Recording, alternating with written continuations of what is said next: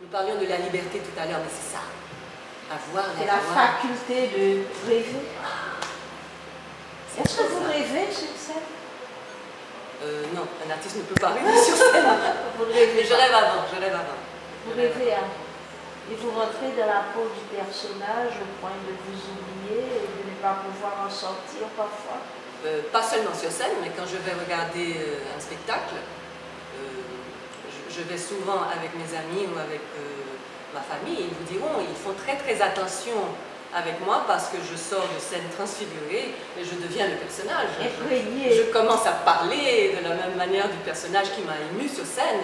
Je fais des gestes. Je me rappelle, j'ai vu Raúl Juliá, grand acteur, un grand comédien américain qui a joué l'opéra de Katsu. Puis il jouait Makif, le bandit, mais il avait une écharpe blanche sur scène. Puis il m'a fait, mais c'est extraordinaire quand un comédien peut vous faire aimer un personnage aussi douteux, aussi terrible qu'un bandit comme Makif. Moi, j'avais une écharpe aussi quand je suis sortie du théâtre, mais je faisais le geste de Makif et j'aveuglais tous ceux qui étaient à côté de moi. C'est le bonheur. Enfin, le théâtre occupe tout l'espace chez vous. Le théâtre, je l'aime d'amour. C'est un bonheur parce que c'est un bonheur aussi de l'écouter, c'est un bonheur de le vivre. Et je crois que quand j'écris avec cela en tête parce que je vois que certains poèmes peuvent être mis en scène. Mais où vont vos préférences? Le théâtre ou la plume? Ah non, je refuse de choisir. Ah non, je ne serais plus libre si je disais je préfère ceci, je préfère cela. Je veux tout. Je veux tout. Vous faites tout ça simultanément? Oui, quand cela vient. La peinture, l'écriture, oui. Parfois, la présence sur scène. La présence sur scène, non. La présence sur scène, je ne le fais pas quand je veux parce que là, on dépend beaucoup des autres. Il y a des spectacles que j'organise. J'en ai fait 2 à Montréal. L'un qui s'appelait Poète au papier et l'autre qui se nommait Amour et bagatelle. Que j'ai mis en scène des poèmes d'amour et bagatelle, mais qui suivaient une progression. Donc il y avait Tomber amoureuse, La plénitude de l'amour, La rupture, tout ça. Et puis l'autre c'était un spectacle, Poète au papier, qui reprenait un titre de Léo Ferré. Et j'ai mis en scène des textes de Ferré, de Cossimon, de Brel, et de Boris Vian et de Phelps. J'ai dit du James Noël, j'ai dit du Cito Cavé. Ça, j'ai adoré. Parce que là, je me mets dans... Tous ces poèmes peuvent être mis en scène et je fais tout ça là, avec des musiciens. Mais vous le dites que les hommes.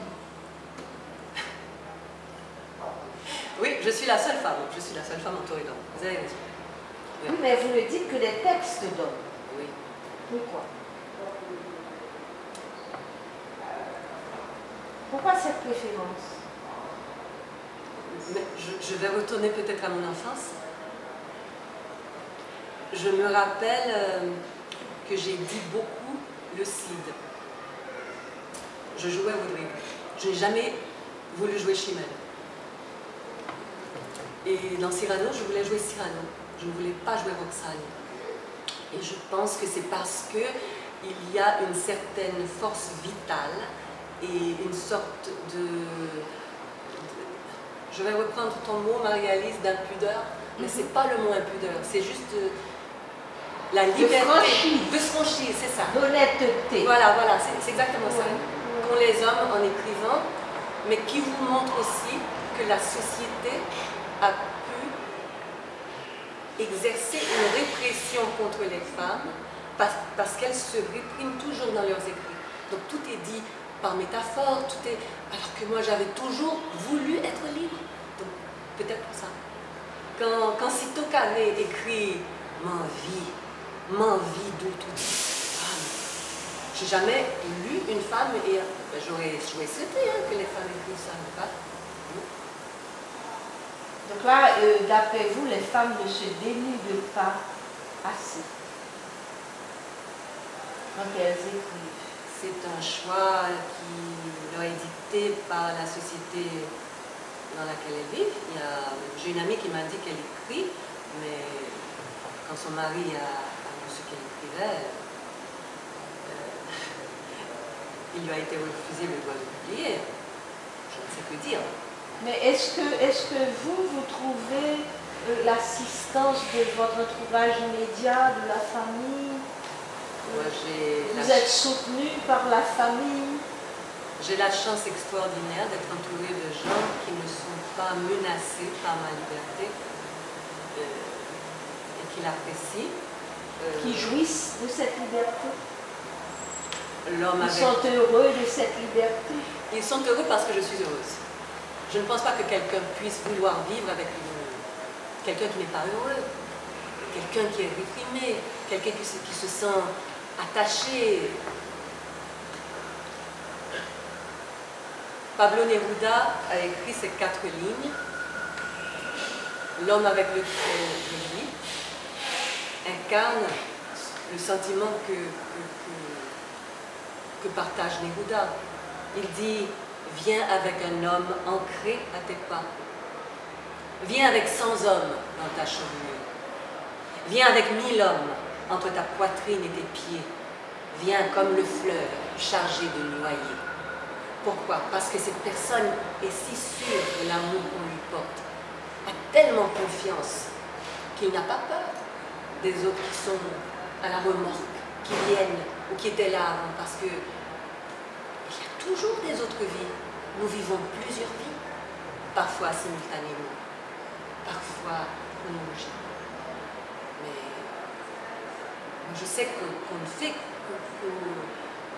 vivre librement avec les sentiments qu'on ressent ne fait qu'augmenter la liberté et l'amour. Vous avez connu le désenchantement, les bagatelles, l'amour. Et qu'en est-il du bonheur? Êtes-vous une femme heureuse? Je suis choyée, chérie, aimée, comblée. Oui. Le bonheur, vous savez ce que c'est? Page 88. À la page 88 de La Désenchantée, la narratrice raconte que son frère qui vient la sauver écrit dans la paume de sa main: le bonheur est possible. Voilà ce que je dis. Le bonheur, il est possible. Amis téléspectateurs, le bonheur est possible.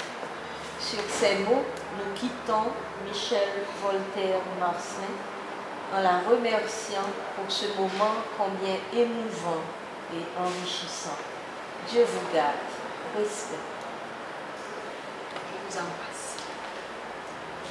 Merci Marie.